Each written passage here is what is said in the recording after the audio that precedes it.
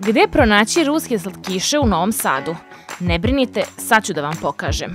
Otišla sam u market na Bulevaru Oslobođenja jer sam čula da imaju mnogo čudne ukuse slatkiša, pa sam htela da ih isprobam. Stvarno imaju sve i svašta, veliki je izbor, ali ću se za sada fokusirati samo na slatkiše.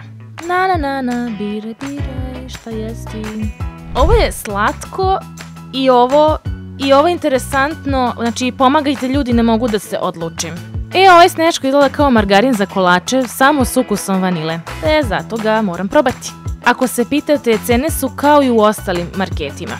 I gotova kupovina. Kao što vidite, ovde sam odmah načela sneška jer je počeo da se topi po ovom paklu od dana. Treba ga otpakovati, ali vredi, odličan je sneškić.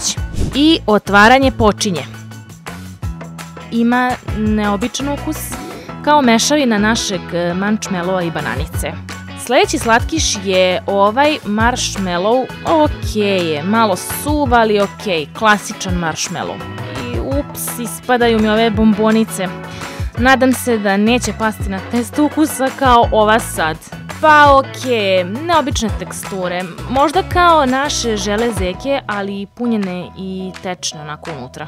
Otvaram čokoladu Aljonka, nadam se da sam je dobro izgovorila. To je ta čokolada. Malo me podsjeća na našeg starog Galeba.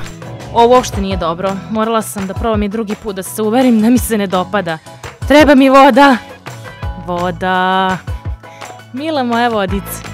I još jedan proizvod koji naravno ne mogu da pročitam. Ne, mnogo je kiselo za moj ukus. Ne. Red je došao i na ove slatke bombonice, smiješnog izgleda i konačno ukus koji volim, nema šta, odlične. I to bi bilo to za ovaj video. Pišite nam da li biste probali neki od ovih slatkiša. Zadnjim prstom sam pokazala.